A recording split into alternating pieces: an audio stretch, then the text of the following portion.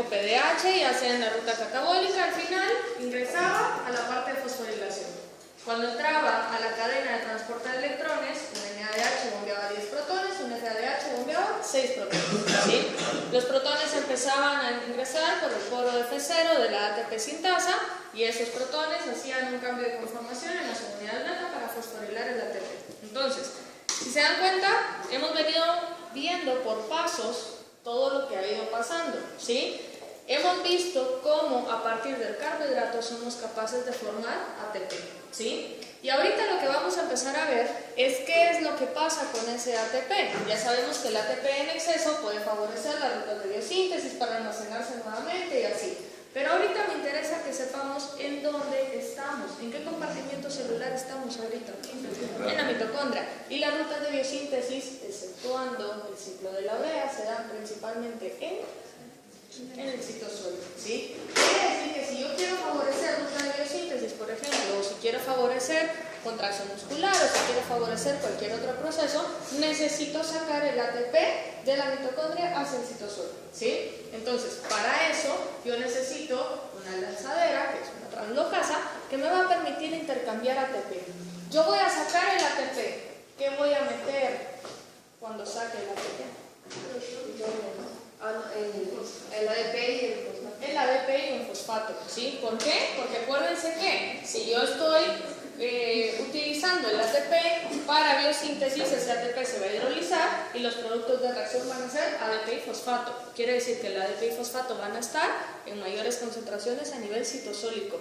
Entonces yo necesito meterlos a la mitocondria, ¿sí? Entonces vamos a ir viendo un intercambio acá. Entonces, básicamente son estos dos los sistemas de transporte de ATP, ADP y fósforo. Tenemos la nucleótido de adenina translocasa que une el ADP en el espacio intermembrana y lo transporta a la matriz en intercambio con una molécula de ATP, ¿sí? Entonces el ATP sale y el ADP entra. Esta es una sola translocasa que sería esta de acá. Pregunto, ¿por qué necesitamos una proteína translocasa para hacer el intercambio? Porque son moléculas cargadas. Si se recuerdan cuando vimos el ATP, les decía, a pesar de que veamos solo el ATP, quiero que ubiquen este y este fosfato que hacen las cargas negativas, ¿sí? Y si se recuerdan, si no se recuerdan, eso está en la clase bioenergética. Decíamos entonces, el ATP tenía una carga negativo 4 y el ADP tenía una carga negativa 3, ¿sí? Que se los puse acá a modo de recordatorio para que se acuerden que ambas son moléculas cargadas que no pueden atravesar la membrana, ¿sí? Por lo tanto necesitan esa translocasa. Esta translocasa básicamente está favorecida por el bombeo de protones. ¿Cómo creen? ¿Cómo los protones pueden favorecer esta translocasa si los protones no se involucran directamente? ¿Se acuerdan que cuando hablábamos ayer decíamos, teníamos una energía química y una energía eléctrica? ¿Se recuerdan de eso? ¿Qué era la energía química? La cantidad, o sea, la concentración, ¿sí? Y la energía eléctrica, la carga, ¿sí? Entonces, si se fijan, esto va a estar favorecido por cargas. ¿Por qué? Porque hay más cantidad de cargas positivas afuera, ¿sí o no? ¿Sí? Quiere decir que un exceso de carga negativa se va a ver atraída hacia afuera. Entonces, por ser una molécula cargada más negativamente que el ADP, se va a favorecer ese transporte. ¿Sí se entiende? Quiere decir... ¿Perdón? ¿Cuál es más negativa? El ATP es más negativa que el ADP porque tiene una carga negativa más, ¿sí? Quiere decir que si yo tengo en este espacio, tengo más cargas positivas porque es el espacio intermembrana, va a ser más fácil atraer más cargas negativas, ¿sí? Y por lo tanto se va a favorecer esta translocasa. Si se fijan, no utilizamos energía directamente. Luego tenemos otro tipo de translocasa que es la fosfato-translocasa. Esta promueve el cotransporte paralelo de un fosfato y de un protón al interior de la matriz. Esto está favorecido por el gradiente de protones. ¿Qué tipo de energía va a favorecer acá? ¿La química o la eléctrica? La química. ¿Por qué? Porque vamos por concentraciones. Ahora el protón va a entrar. Aquí es la eléctrica porque son cargas. Aquí es la química porque son concentraciones, ¿sí? ¿Se recuerdan? Ayer hablábamos de esa diferencia. Decíamos la energía química es diferencia de concentraciones y energía eléctrica es diferencia de cargas y que juntos hacían la energía electroquímica que era la fuerza protomotriz. ¿sí? Entonces acá lo que quiero que vean es que el fosfato igual es una molécula cargada y que por lo tanto también necesita la translocasa. Si es un sin-porte o un cotransporte, quiere decir que tienen que entrar juntos, ¿sí? El proceso entonces requiere un protón del lado positivo al lado negativo, consumiendo parte de la energía de la transferencia electrónica. Quiere decir que si yo no tengo bombeo de protones por complejos 1, 3 o 4, este transporte no se va a favorecer. ¿Por qué? Porque el protón va a entrar a favor de un gradiente de concentración, quiere decir que este proceso va a estar favorecido, ¿sí? Si este entra a favor de un gradiente de concentración, va a ser muy fácil que este fosfato pueda entrar junto con él, ¿sí? Quiere decir que si no hay bombeo de protones, yo no puedo meter el fosfato a la matriz mitocondrial. ¿Estamos claros con eso? Si no hay bombeo de protones, yo no puedo favorecer el intercambio ATP-ADP. Quiere decir que si no hay bombeo de protones, yo no tengo material para que la ATP sintasa pueda funcionar, ¿sí? A pesar de que los protones pudieran funcionar únicamente para la ATP sintasa, igual los necesito acá. Quiere decir que sin esos protones la ATP sintasa no da vueltas y por lo tanto no cambia de conformación y las dos translocasas no funcionan. ¿Estamos claros con eso? ¿Estamos bien?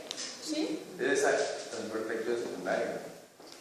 Este no necesario, este sería una difusión simple, ¿sí? Porque en este una difusión facilitada. Eso sí, pero como lleva también una otra molécula que no es Entonces como es la de la un glucosa. cotransporte.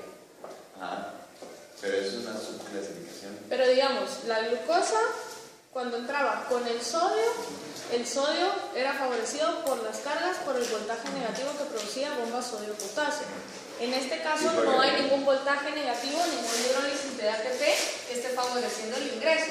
De hecho, no tendría sentido que hubiera hidrólisis de energía acá, porque usted está sintetizando energía, ¿sí? Entonces es un gradiente y por lo tanto es una difusión a favor de un gradiente de concentración. Sería un transporte pasivo, ¿sí? Acuérdense que los transportes pasivos son a favor de los gradientes, ¿sí? ¿No? La diferencia. ¿Ah? No sé. ¿Sí? Mire, pues, los transportes activos primarios necesitaban hidrólisis directa de energía. Los secundarios no necesitaban una hidrólisis directa, pero sí necesitaban la energía de alguien más, no de un gradiente, la energía de la hidrólisis del ATP que se acoplara al secundario. Y luego teníamos los pasivos, que eran los que fluyen a favor de gradientes de concentración. Entonces acá está, este es un transporte pasivo y la dirección del transporte es un cotransporte porque en este caso el fósforo se favorece con la entrada del protón. Pero entonces el fósforo también tiene el gradiente para ese lado, como los protones. O sea, hay el más fósforo fósforos. no tiene gradiente para este lado, pero la puerta, digamos que es la proteína, tiene el sitio, digamos, de unión, el sitio de reconocimiento. Cuando entra un protón, favorece la unión del fosfato. Similar a la bomba sodio-potasio, si lo quiere ver así, pero sin la hidrólisis de energía. ¿Sí? ¿Estamos bien? ¿Sí? ¿Todos? Vamos. Entonces, luego tenemos el NADH. Hemos discutido que el NADH no es permeable a las membranas mitocondriales y que por lo tanto necesitábamos meterlos de contrabando. ¿Se recuerdan de eso? Entonces lo que vamos a ver ahorita son las lanzaderas que van a permitir que el NADH citosólico pueda entrar a la mitocondria. ¿Se recuerdan que hablábamos hace un par de clases que dependiendo de la lanzadera que utilizaran, se iban a producir 30 o 32 moléculas de ATP? Porque el NADH citosólico era quien hacía la diferencia. ¿Se recuerdan de eso? Vamos. Entonces, ¿cómo puede reoxidarse el NADH regenerado por la glucólisis en el citosol a NAD por el oxígeno vía cadena respiratoria de la mitocondria? Pues únicamente metiendo los electrones a la mitocondria, ¿sí? Entonces, tenemos la lanzadera malato-aspartato. ¿El aspartato qué es? ¿Qué es el aspartato? Es un aminoácido, ¿sí? El malato, ya lo vimos nosotros, producido en gluconeogénesis, ¿sí? Si no se recuerdan, se van a la clase de gluconeogénesis porque esas reacciones del primer rodeo metabólico las tienen que tener bien fresquitas acá, ¿sí? Y las vimos a finales del semestre pasado. Entonces, malato, aspartato. Esta lanzadera la vamos a ver a medias hoy. ¿Por qué? Porque cuando veamos aminoácidos y veamos aspartato, vamos a volver a hablar de la lanzadera. Y cuando volvamos a hablar de la lanzadera les voy a decir, ¿se acuerdan cómo entraba el malato cuando veíamos NADH citosólico? Entonces necesito que se sepan esa parte, ¿sí? Porque para esta lanzadera, más adelante vamos a ver que se requieren unas reacciones de transaminación, que son las reacciones que hacen las transaminasas con el metabolismo de aminoácidos, ¿sí? Entonces esta lanzadera va a quedar más clara cuando hayamos visto esas reacciones de transaminación. Pero por el momento me interesa que vayan entendiendo el movimiento de moléculas que hay acá. Entonces primero decimos, tenemos que formar malato. Entonces los equivalentes de reducción del NADH citosólico se transfieren al oxalacetato citosólico. Entonces si se dan cuenta, oxalacetato está oxidado, acepta electrones, se reduce y se convierte en malato. Si lo vemos al revés, de malato a oxalacetato, ¿qué reacción sería?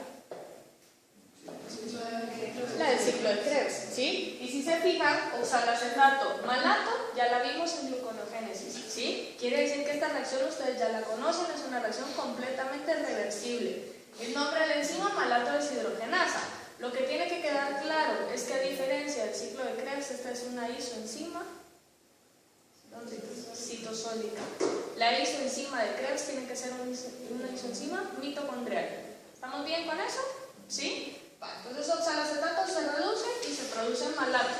Luego tenemos acá este transportador, que es el transportador de malato. El malato entonces puede entrar. Si se fijan aquí yo fui cortando la imagen. Cuando el malato entra, tiene que salir algo más, pero esto algo más es lo que se involucra en el metabolismo de aminoácidos, ¿sí? Lo que me interesa que sepan es que ahorita el malato sale en contratransporte. Entonces, el malato formado pasa a través de la membrana interna hacia la matriz mediante el sistema de transporte malato alfa-cetoglutarato. Si es un malato alfa-cetoglutarato, entra malato y ¿qué está saliendo? Alfa-cetoglutarato, ¿sí? El alfa-cetoglutarato lo hemos mencionado hasta ahorita, ¿sí o no? ¿En dónde? En el ciclo de Krebs. Y por eso les decía, al final Krebs se lo tienen que saber de memoria, porque Krebs participa en todas las reacciones que vayamos a ver de aquí en adelante. Entonces, si se fijan, el mismo alfa-cetoglutarato que está produciendo Krebs puede salir en intercambio con el malato. Entonces, sale un alfa-cetoglutarato, que sería lo de esta línea azul acá, y entra un malato. Cuando entra el malato, si se fijan, tengo una malato deshidrogenasa, que es la misma enzima que yo utilicé antes. Ahora voy a hacer la reacción reversa. De malato produzco oxalacetato y libero un NADH. ¿Esta reacción qué sería? Exactamente la misma del ciclo de Krebs. Es la misma reacción, es la misma enzima. ¿Qué hice ahora? Producir oxalacetato. Entonces, si se fijan, indirectamente acá, yo estaría hablando que esta podría ser una reacción anaplerótica, porque si yo quisiera rellenar Krebs con esta producción de oxalacetato, lo único que estoy haciendo es metiendo malato del citosol. ¿Sí se dan cuenta? Va. Entonces, ¿qué hice? Metí los NADH y los NADH ahora ya están dentro de la mitocondria. Este NADH puede entrar a qué complejo de la cadena respiratoria. El complejo 1 va a enviar 4 protones, pasárselos a la ubiquinona, la ubiquinona al complejo 3, etcétera, etcétera, etcétera. Y este NADH va a llegar a producir los 2.5 moléculas de ATP que vamos a ver ahorita por qué son 2.5. ¿Sí? Vamos. Los equivalentes de reducción entonces se transfieren a la NAD mitocondrial y se forma oxalacetato nuevamente. Entonces regeneré el oxalacetato, que acá puede tener diferentes caminos. O entra Krebs, o entra, por ejemplo, si entrara Krebs sería nuevamente esta parte de acá, ¿sí? Si no entra Krebs, puede, por ejemplo, entrar al primer rodeo de glucólisis, ¿sí? De gluconogénesis, perdón, puede ir tomando diferentes rutas. Cuando veamos síntesis de aminoácidos, vamos a ver que el oxalacetato también le puede dar origen a algunos aminoácidos, ¿sí? Bueno. El oxalacetato citosólico entonces se debe regenerar mediante reacciones de transaminación, y acá es donde les digo que entra la parte del metabolismo de aminoácidos en la misma lanzadera. Tenemos acá el oxalacetato y si se fijan, viene la aminotransferasa. Estas enzimas no me interesa que se las sepan ahorita porque en un mes o 2 meses se las van a tener que aprender, ¿sí? Entonces, el oxalacetato se va a convertir a aspartato, luego el aspartato va a salir por otro transportador que es el glutamato aspartato. Entonces, si se dan cuenta, entra el glutamato, ¿sí? Y sale el aspartato. Y luego este aspartato puede ser convertido a oxalacetato otra vez. Entonces, si se dan cuenta, está entrando el oxalacetato en forma de malato, como lo vimos en la diapositiva anterior, y está saliendo en forma de aspartato. Lo que quiero que quede claro, y esta diapositiva se las puse para que entiendan el nombre de la lanzadera: malato aspartato, que utiliza dos transportadores, el transportador malato alfa-acetoglutarato y el transportador glutamato aspartato. Que sepan que entra como entonces malato y que va a salir como aspartato, y por eso el nombre de la lanzadera, ¿sí? Y que el malato adentro de la mitocondria se convierte en oxalacetato, el oxalacetato regresa a aspartato, sale aspartato, oxalacetato, malato. Y otra vez, ¿sí? Malato, oxalacetato, aspartato, aspartato, oxalacetato, malato. ¿Sí se dan cuenta? Es como un ciclo. Pasa lo mismo adentro, pasa lo mismo afuera. La diferencia es la dirección. ¿Estamos bien? ¿Sí? ¿Seguro? Va. Esto es lo mismo, ¿sí? Solo que un poco más complicado. Aquí lo que quiero que vean históricamente está integrado, ¿sí? Que se usan isoenzimas citosólicas y que se usan isoenzimas mitocondriales porque las reacciones son las mismas, pero catalizadas por enzimas diferentes, ¿sí? Diferentes en cuanto a genes. Bueno, si el NADH entonces citosólico entra por la lanzadera malato aspartato, se comporta como un NADH mitocondrial y va a bombear, por lo tanto, 10 protones, ¿sí? Pero si el NADH decide entrar por la lanzadera glicerol 3-fosfato, se va a comportar similar a un FADH, porque no va a entrar por el complejo 1, sino va a entrar por un equivalente o un análogo al complejo 2. Y si se recuerdan la diferencia entre el complejo 2 y el complejo 1 en cuanto a bombeo de protones, ¿cuál era? Que el 2 era 0 y que el 1 era 4, y por lo tanto el total de protones con un análogo del complejo 2 iban a ser 6, y con el complejo 1 iban a ser 10, ¿sí? Entonces acá lo que quiero que vean es que se den los equivalentes de reducción desde el NADH directamente a la ubiquinona a través de la glicerol 3-fosfato deshidrogenasa, que es el nombre del transportador, que si se recuerdan era el análogo al complejo 2, ¿sí? Entonces, para que vean más o menos qué es lo que pasa. Hablamos de glucólisis porque es la única ruta oxidativa que ocurre a nivel citosólico, ¿sí? Aquí estamos citosol, aquí estamos dentro de mitocondria. El NADH entonces nos va a agarrar una deshidrogenasa que sería la glicerol 3-fosfato deshidrogenasa. Pregunto, glicerol 3-fosfato ¿es intermediario glucolítico verdadero o falso? No es eso. Glucosa. ¿Verdadero o falso? Falso. Glucosa. A ver, levanten la mano, sin pena. ¿Quiénes dicen verdadero? ¿Quiénes no se acuerdan? Todos se acuerdan. ¿Quiénes dicen que son falsos? Entonces, es falso. ¿Por qué? ¿Y todos los demás que no levantaron la mano qué? Porque no es glicerol 3-fosfato, es gliceraldehído. Gliceraldehído 3-fosfatos, ¿sí? Gliceraldehído 3-fosfato, que no es lo mismo que glicerol 3-fosfato. Oyendo el nombre, ¿alguien me puede decir cuál es la diferencia estructural entre un glicerol y un gliceraldehído? Y el otro es un Uno es aldehído. un aldehído y uno es un alcohol, ¿sí? Esa es la diferencia. Entonces acá tenemos glicerol 3-fosfato deshidrogenasa, que es una enzima no de glucólisis, ¿sí? Es una enzima encargada únicamente para la lanzadera. Entonces, ¿qué hace esta enzima? Agarra la dihidroxiacetona fosfato, intermediario glucolítico, ¿sí o no? Sí, intermediario glucolítico. ¿Qué paso de glucólisis se produce? Sí. 4, ¿sí? Es la reacción de la aldolasa. Si no se recuerdan, me repasa el glucólisis también. Dihidroxiacetona fosfato se va a reducir porque va a aceptar los electrones. Cuando dihidroxiacetona fosfato se reduce, el carbono numérico, que es una acetona, porque se acuerdan que esta es una acetona, de eso sí se acuerdan, ¿verdad? La acetona se va a convertir a un alcohol. Cuando la acetona se reduce, se convierte a alcohol. 3 carbonos. Dihidroxiacetona, glicerol. 3-fosfato y fosfato porque este no tenía carbonos quirales. ¿Se acuerdan de eso? ¿Sí? Va. Entonces, acepta los electrones y se convierte a glicerol. Nombre de la enzima, glicerol 3-fosfato deshidrogenasa porque va a reducir para formar glicerol.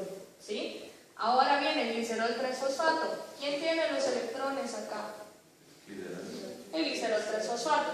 Va a venir y va a entrar al análogo del complejo 2, que es la glicerol 3-fosfato deshidrogenasa, que es la misma de acá, La diferencia es que esta es una isoenzima citosólica y esta es una isoenzima mitocondrial. Agarra la misma enzima y si es la misma enzima, pero ahora vamos de acá para acá, ¿qué va a hacer? Va a oxidar el glicerol 3-fosfato. Si yo oxido el alcohol, voy a formar una cetona, ¿sí? Quiere decir que hago la reacción reversa, el glicerol 3-fosfato cede los electrones a la glicerol 3-fosfato deshidrogenasa y forma dihidroxiacetona fosfato, ¿sí? O sea que esta es una isoenzima mitocondrial, la segunda. Si se fijan es la misma enzima, ¿sí? Glicerol 3-fosfato deshidrogenasa, glicerol 3-fosfato La de deshidrogenasa. arriba es citosólica y la de abajo. Esta es citosólica y esta es mitocondrial, ¿sí? La citosólica reduce, la mitocondrial oxida. Si oxida se queda con los electrones. La diferencia es que esta enzima tiene FAD como grupo prostético. Quiere decir que el FAD se queda reducido en forma de FADH. Si se forma el FADH, ustedes saben que es un grupo prostético, como es una, en este caso, un análogo al complejo 2, lo que va a hacer es transferir directamente electrones a la ubiquinona. No entra complejo 1, no entra complejo 2, porque es un análogo, entra directamente a la ubiquinona. La ubiquinona se reduce y se forma ubiquinol. Y luego el ubiquinol va al complejo 3, citocromo C, complejo 4. Y todo lo demás, tal y como lo conocemos hasta ahorita.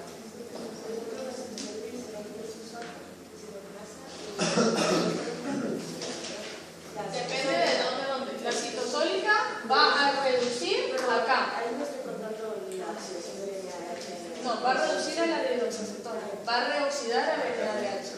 O sea que reduce este y oxida. Acuérdense, es una reacción redox. Si es una reacción redox, si alguien se oxida, alguien no se reduce. ¿Sí? Si estoy oxidando al NAD para regenerarlo, tengo que reducir a la dihidroxiacetona. Y al revés, la otra. Si voy a oxidar al glicerol para producir dihidroxiacetona, tengo que reducir el grupo prostético. Si reduzco el grupo prostético, necesito ahora el transportador de electrones.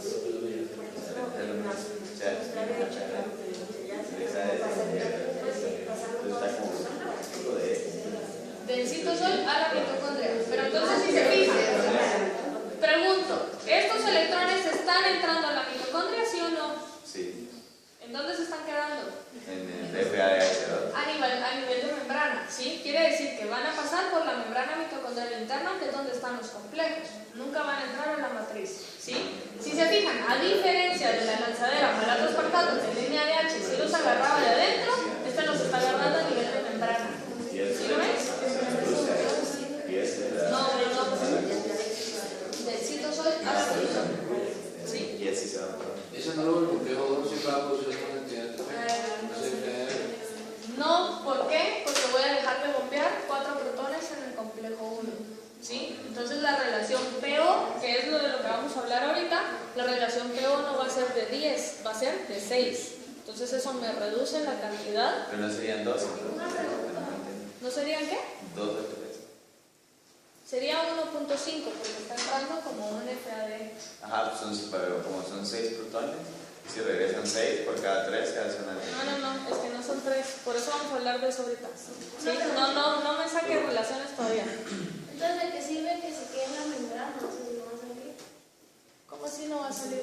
¿Qué fue lo que dijo que se quedara en la membrana? Miren pues, lo que yo quiero es que este NADH, como NADH, no puede producir energía, porque solo es un potencial energético. Potencial porque en algún momento se va a transformar en energía. Se va a transformar en energía solo si cae a los complejos de la cadena de transporte de electrones. ¿Qué podía hacerlo? Por la lanzadera malato espartato, que ya explicamos cómo funcionaba, que bombeaba los 10 protones como un NADH mitocondrial. O puede hacerlo utilizando la lanzadera glicerol 3-fosfato, que es utilizando la glicerol 3-fosfato deshidrogenasa. La diferencia es que este NADH, los electrones terminan siendo FAD.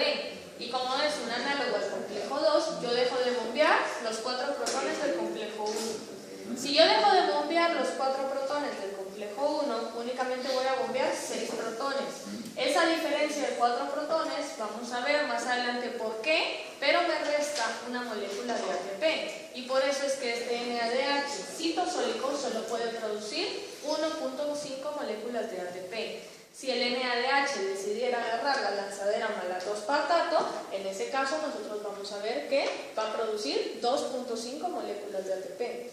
Como son 2 NADH los que se producen, al final estos serían 3 ATPs y el NADH con la lanzadera malato-aspartato serían 5 ATPs, que hacen la diferencia entre 30 y 32. ¿Sí? ¿Te perdiste? No, es que estaba jugando, pero después dijo que iba a explicar por qué. Vamos a ver por qué es 1.5 y por qué 2.5. ¿Y qué depende para que le den la lanzadera? No depende de nada. Esta lanzadera está principalmente a nivel neuronal y a nivel muscular, pero todas las células la tienen, pero predominan esos tejidos.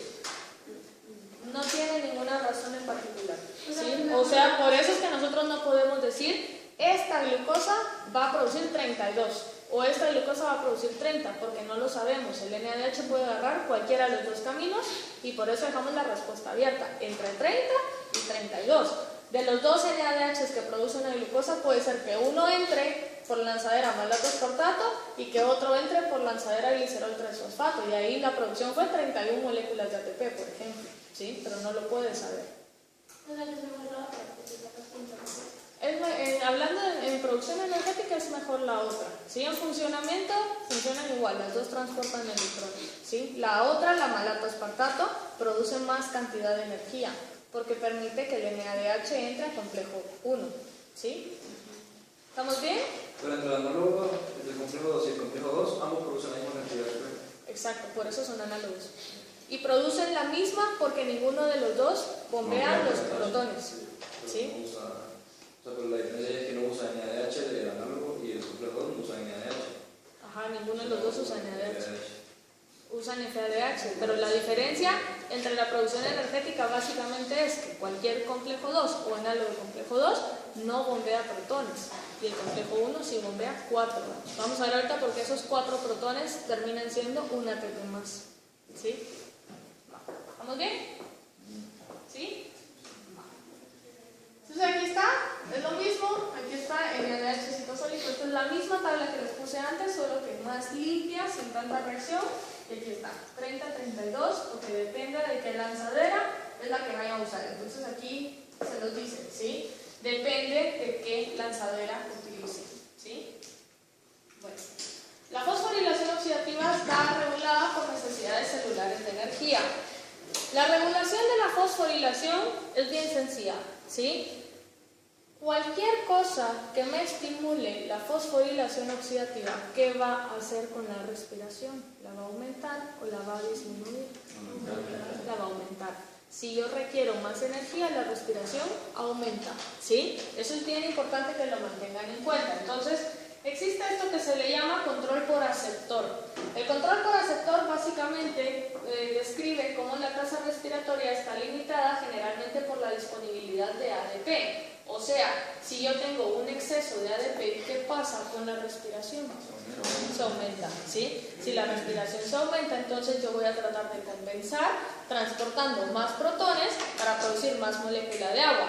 Pero el trasfondo acá es que si yo bombeo más protones, al final voy a producir más cantidad de ATP para compensar ese ADP, ¿sí? Ese ADP en exceso que tenía. Entonces, está relacionada con el cociente de acción de masas, ATP, ADP y fósforo. ¿Por qué? Porque dependiendo de la concentración de ADP, yo voy a poder estimular la respiración. Y si yo estimulo la respiración, puedo incrementar entonces, en este caso, la concentración de ATP que yo pueda llegar a sintetizar, ¿sí? Cuando aumenta la concentración de ADP, entonces el consumo de oxígeno se incrementa aproximadamente hasta 10 veces. Obviamente va a depender de cuál sea el incremento en la concentración, ¿sí? Todas las vías que producen ATP al final están ligadas porque la concentración ATP-ADP no solo controla la fosforilación oxidativa, sino hemos visto muchas veces que ATP es en general regulador alostérico negativo de todo lo que produce energía. ADP es regulador alostérico positivo de todo lo que produce energía. Quiere decir que es un efector alostérico no solo para fosforilación oxidativa, sino en general para todas las vías oxidativas, ¿sí? Bueno, entonces Entonces, básicamente acá está, en donde es que se involucra ATP, AMP, ATP, AMP, pero todo esto, ya lo vimos, quiere decir que todo esto ya se lo sabe, ¿sí? Lo único nuevo, entonces, básicamente es esto de acá, que si se fijan, se aumenta la concentración del ADP, al final, ¿qué estoy haciendo? Incrementando la fosforilación, ¿sí? Entonces, el ADP va a ser el regulador alostérico positivo, que va a incrementar la fosforilación del mismo ADP, con un estímulo en la respiración, porque el estímulo en la respiración entonces lo que hace es aumentar el bombeo de protones. ¿Se entiende? ¿Sí? Esto está bien sencillo. Bueno, entonces aquí está. El número de protones necesarios para impulsar la síntesis de una molécula de ATP es de 4 protones. ¿Sí? ¿Por qué? Hasta ahorita hemos visto que para que la subunidad gamma dé una vuelta y se produzca un cambio de conformación, yo necesito ¿cuántos protones? 3. Pero también hablamos que la fosfato translocasa necesitaba 1 para que el ADP pueda entrar en cotransporte con el fósforo. ¿Sí? ¿Qué les dije? Que el fósforo puede entrar en cotransporte con un protón. ¿Sí? Entonces por eso les puse acá. Uno se utiliza en el transporte de fósforo, ATP y ADP a través de la membrana mitocondrial. ¿Sí? Realmente es solo de fósforo inorgánico, pero era lo que hablábamos acá, que el mismo potencial de membrana, ese cambio eléctrico, favorecía también el transporte de estos acá. ¿Sí? Pero netos estamos utilizando solo uno en el cotransporte con la translocasa de fosfato.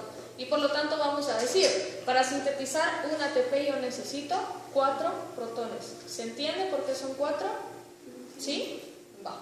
Entonces, si por cada NADH se bombean hacia afuera 10 protones y para producir ATP entran 4, vamos a decir que la relación es de 10 a 4. ¿Sí? 10 protones, utilizo 4 para un ATP, ¿cuántos ATPs puedo sintetizar? 2.5. ¿Sí? Si entra en un análogo al complejo 2 o al complejo 2, la cantidad de protones bombeados es 6. Y si yo igual necesito 4 protones para sintetizar un ATP, ¿cuántos puedo sintetizar? Si tengo 6 protones, 1.5. ¿Sí se entiende? Va. Entonces aquí está. Un NADH produce 2.5 ATPs y un NADH citosólico que entra en lanzadera, malato, espartato produce 2.5 ATPs. ¿Sí?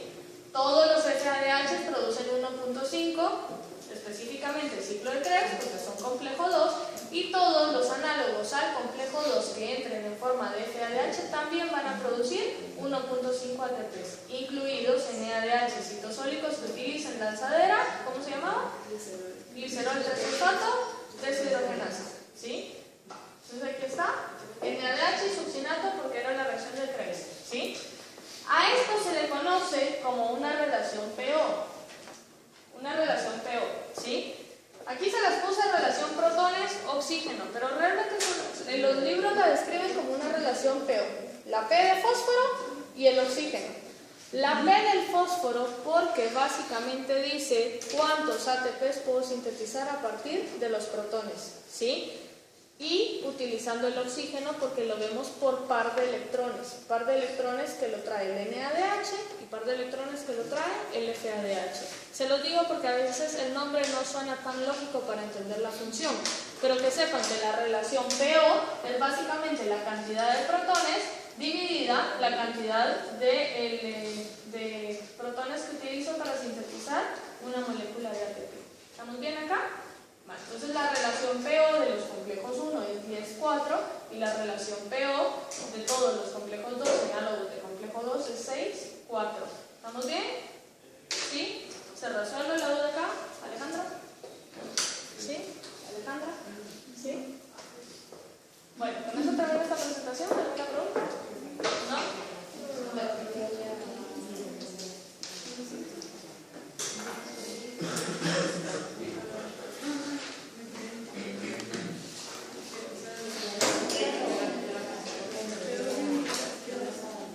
Bueno, esta presentación es bien cortita, ¿sí?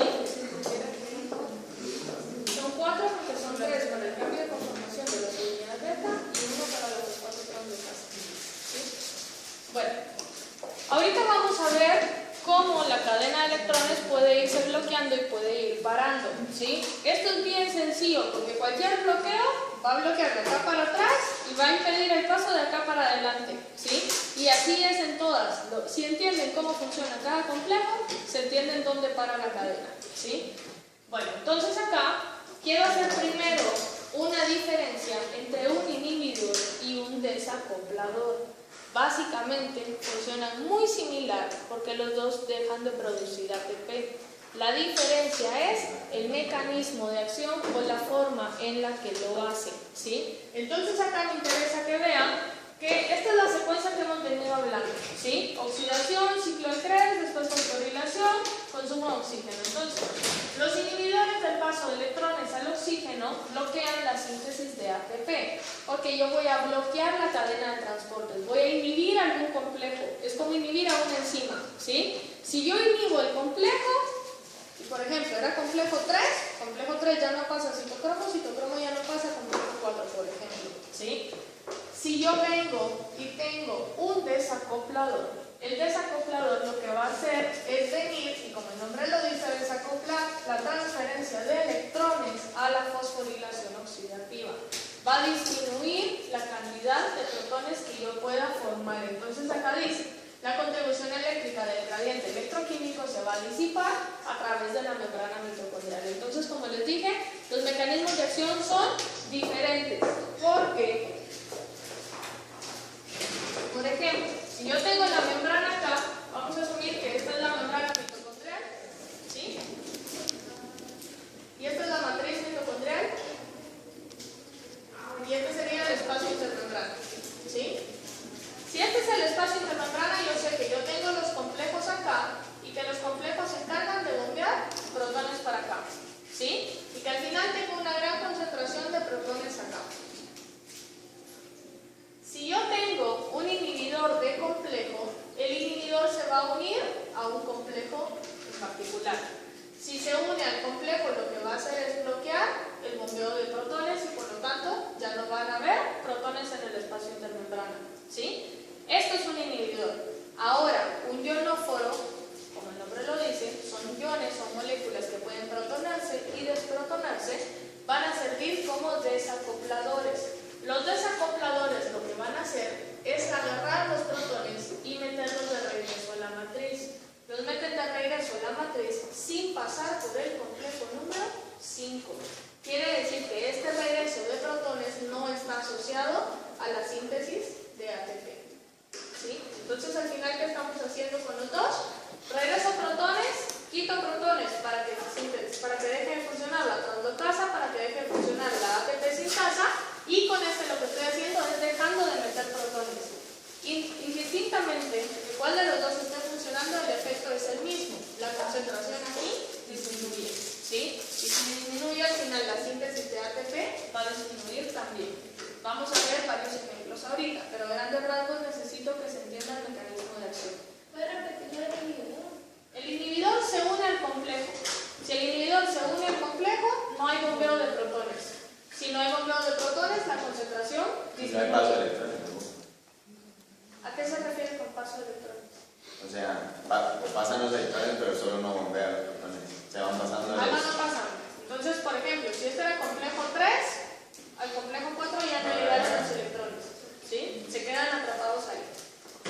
Luego tenemos los desacopladores, que lo que hacían era regresar o disipar el gradiente de protones sin pasar por la ATP sintasa. Acuérdense que la ATP sintasa lo que hacía, el complejo 5, era meter 3 protones de regreso y con eso fosforilaba. Aquí yo estoy metiendo los protones de regreso, pero este proceso no se asocia a la fosforilación. ¿Estamos bien? ¿Sí? Bueno, entonces hay un ionóforo acá. Los ionóforos son los desacopladores. Los ionóforos, como les dije, tienen formas protonadas y tienen formas desprotonadas, por eso el nombre, porque son iones, ¿sí? Estas formas entonces van a variar en función a qué. ¿De qué ion quieren pasar? A ver, voy a tener dos formas, decíamos. Una forma, le voy a poner una I de ionóforo, ¿sí? Una forma protonada y una forma desprotonada, ¿sí? ¿Cuál de las dos formas puede atravesar la membrana plasmática? La protonada. ¿Por qué? Porque no tiene carga. Esta forma puede pasar. Para que esta forma protonada sea polar o apolar. Apolar, porque no liga. Apolar porque si no, no puede pasar, como Juan por su casa, por la membrana. ¿Sí? Necesito que sea polar para que pueda difundir acá. ¿Sí? ¿De qué depende si ahora tengo este acá? No suelto el protón. Para que suelte el protón, ¿qué necesito que haga? Que se desprotone. ¿Sí? ¿De qué va a depender esa desprotonación?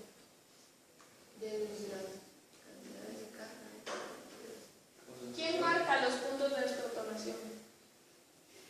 El pH, El pH. ¿En función a qué? ¿En función a qué? Al pKa. ¿Sí? Dependiendo del pKa que tenga, se va a desprotonar o se va a protonar. ¿Sí? ¿Cómo varía el pH en la matriz mitocondrial del que está en el espacio intermembrana? ¿Quién es más ácido?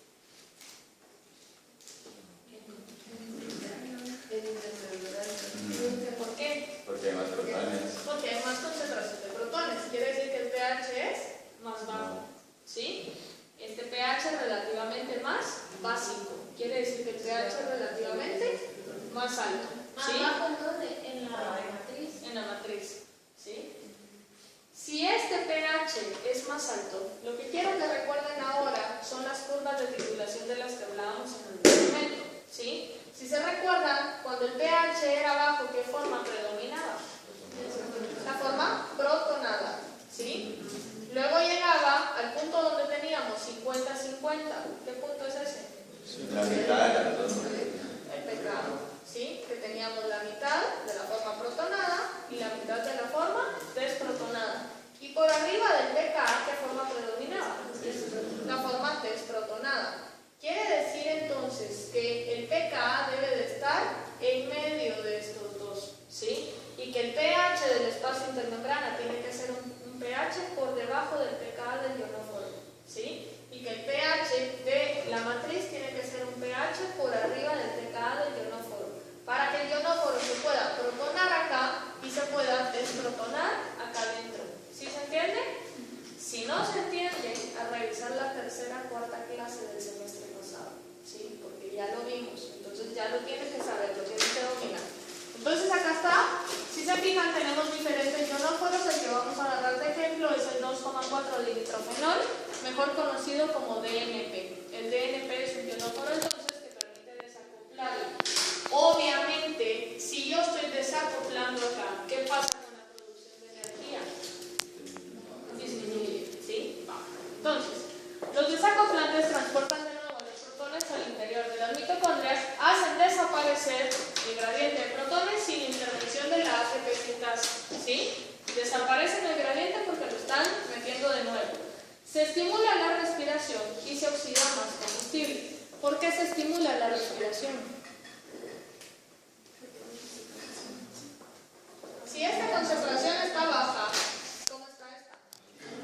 Alta. Y a esto se le conocía como. Lo vimos hace 2 diapositivas. Esa es la efectora alostérico positivo, que era el control por aceptor de la fosforilación, que lo que hacía era aumentar el consumo de oxígeno. ¿Sí? Entonces, la mayoría de ionóforos lo que va a hacer es aumentar el consumo de oxígeno y disminuir la síntesis de ATP. ¿Sí? ¿Qué pasa con la oxidación de combustibles? ¿Qué estamos diciendo que le hace? ¿La aumenta o la disminuye? La va a aumentar. Quiere decir que va a aumentar la glucólisis, va a aumentar la beta-oxidación, que es la degradación de grasas, y va a aumentar la degradación de proteínas. ¿Sí? Todo esto está aumentado en degradación porque tengo una señal de baja energía. ¿Sí? Si tengo una señal de baja energía, quiere decir que estos van a estar produciendo más electrones para que pueda haber más bombeo acá para poder compensar esa disipación. ¿Sí se entiende? El DNP antes era utilizado como un medicamento para perder peso. ¿Sí? ¿Por qué? Porque si alguien tomaba DNP, se estimulaba todo el metabolismo oxidativo, quiere decir que había más oxidación de grasas, más oxidación de todo lo que les dije acá. Al final la persona perdía peso porque todo el tiempo el metabolismo estaba con un déficit energético. ¿Sí? ¿Por qué? embargo, este medicamento fue retirado del mercado porque obviamente muchas personas murieron a consecuencia de eso. ¿Por qué? Porque el déficit de energía podía llegar a ser muy grande, ¿sí? Al final acuérdense que todo el metabolismo necesita energía para poder funcionar, ¿sí? ¿Estamos bien? ¿Se entiende todo esto? ¿Sí? Va. Entonces, las características que tiene que ser un desacoplante, primero tiene que ser hidrófobo. ¿Por qué dijimos que tenía que ser hidrófobo? Tiene que tener un pKa cercano a 7. ¿Por qué? Para poder protonarse y desprotonarse con pequeñas variaciones en el pH, ¿sí? Entonces acá está. ¿Qué ventaja representa ser hidrófobo? Que puede atravesar. ¿Qué estructura iónica se podrían observar en cuanto a variaciones del pH? La protonada y la desprotonada, ¿sí? En función al valor que tenga el pKa. Entonces, el DNP es un desacoplante exógeno. Quiere decir que no se produce de forma natural. Si hay desacoplantes exógenos, quiere decir que hay desacoplantes endógenos, ¿sí? Bueno. En el espacio intermembrana entonces se protona, que es esto de acá, ¿sí? En la membrana mitocondrial interna difunde, que es esto de acá. Y en la matriz mitocondrial se desprotona, que sería esto de acá, ¿sí? Que es básicamente lo que vemos aquí. El DNP aumenta la concentración acá, el pH disminuye y por lo tanto se favorece la forma protonada. La forma protonada puede difundir a través de la membrana y acá el pH es menor y por lo tanto se va a disociar, va a liberar protones para compensar ese pH. Quiere decir que el DNP es como un amortiguador a pH 7, ¿sí? Acuérdense que el pKa era el punto de la mejor región tampón, ¿sí? ¿Estamos bien acá? Y al final el efecto es que el gradiente de protones va a desaparecer. De estar aquí afuera, ahora está aquí adentro. Estos protones los puede volver a agarrar el complejo y volverlos a bombear, ¿sí? Complejo 1, complejo 3, complejo 4. ¿El DNP se va a quedar aquí? El DNP se queda aquí, ¿sí? Y al final eso es lo que empieza a causar toxicidad celular también, ¿sí? Porque ya no pueden salir. ¿Por qué ya no pueden salir? Porque ya están en su forma protonal. Podría, en caso el bombeo de protones disminuyera por completo, ¿sí? Podría volver a salir solo en el caso de que el pH de la matriz se volviera más básico y que por lo tanto ahora, más ácido, perdón, y que por lo tanto ahora el equilibrio se desplazara hacia acá. Ahí sí podría, ¿sí? Pero en teoría los complejos no lo van a dejar porque los complejos siguen bombeando sus protones, ¿sí? Los complejos no están inhibidos, los complejos siguen funcionando. Por eso este es un desacoplante y no es un inhibidor. ¿Estamos bien? Va. Con el inhibidor también, porque al final el efecto es el mismo, es disminución de ATP, ¿sí? Los protones son transportados entonces a la matriz vías distintas al complejo ATP sintasa. Si se fijan aquí estamos hablando entonces de desacoplantes endógenos. Los desacoplantes endógenos son conocidos como proteínas UCPs, que es por coupled protein, ¿sí? Entonces acá las UCPs van a ser las proteínas que permitan hacer el desacoplamiento, pero son proteínas endógenas. Quiere decir que en condiciones naturales, en condiciones normales, nosotros vamos a querer hacer el desacoplamiento. ¿Por qué quisiera yo en condiciones normales hacer un desacoplamiento? Si no estoy produciendo energía por medio del complejo 5, ¿qué estoy produciendo aquí? Estoy produciendo calor, ¿sí? Estoy produciendo calor, quiere decir que hay algunas proteínas desacoplantes, unas UCPs, por ejemplo, como la termogenina, ¿sí? La termogenina es una proteína desacoplante que lo que hace es disminuir el gradiente de protones para producir calor, ¿sí? Esta termogenina es la UCP1, hay diferentes formas de UCPs, algunas están unidas a hormonas tiroideas y por eso es que algunos hipertiroidismos producen calor también, la mayoría produce calor, ¿sí? Y lo que quiero que vean es que la UCP, esta termogenina, abunda en el tejido adiposo marrón. ¿Han escuchado que hay dos tipos de tejidos adiposos? Marrón y blanco. El tejido adiposo marrón está principalmente en bebés, ¿sí? Y va desapareciendo conforme los animales van creciendo. Les digo animales porque varios mamíferos lo tienen, ¿sí? Estas, entonces, termogeninas lo que hacen es ayudar a mantener el calor corporal del animal, ¿sí? Va desapareciendo porque van apareciendo otras termogeninas que actúan de forma menor. Están presentes en el tejido marrón porque lo que hace marrón al tejido adiposo es la cantidad de mitocondrias presentes en él. ¿Estamos bien acá? Si se fijan, la proteína desacoplante funciona casi igual que el ionóforo. La diferencia es que no tengo que protonar ni desprotonar, sino solo es un poro que mete de regreso los protones. Similar a la ATP sintasa, la diferencia es que acá no hay el modelo quimiosmótico que asocia este flujo a favor de un gradiente de concentración a un trabajo mecánico, ¿sí? Únicamente estoy perdiendo el calor conforme se va dando el movimiento. ¿Sí se entiende? ¿Sí? Sí. Entonces aquí está, esto es la termogénesis, ya con esto termino hoy. Las mitocondrias del tejido adiposo marrón tienen termogenina en su membrana interna, que es una proteína desacoplante, proporciona un paso para que los protones vuelvan a la matriz sin pasar por la ATP sintasa, y la energía no se conserva mediante la formación de ATP, sino que se disipa en forma de calor, para aumentar la temperatura corporal. Entonces acá está. Complejo, ¿dónde vamos? Acá, complejo 1, complejo 2, complejo 3, complejo 4, tenemos la matriz, el espacio intermembrana. Lo que hacen los complejos es bombear protones de la matriz al espacio intermembrana. Aumenta concentración de protones que fácilmente pueden entrar por una proteína desacopladora, sin entrar por acá. Si el protón pudiera entrar por acá, pues va a producir energía. Si el protón entra por acá, únicamente produce calor, ¿sí? ¿De qué va a depender que entre por acá o por acá? De la cantidad de proteínas que están expresadas en la membrana mitocondrial, ¿sí? O sea, al final viene de toda la información genética y todo lo demás, ¿sí? Bueno, ¿me quedo acá? ¿Alguna pregunta? ¿No?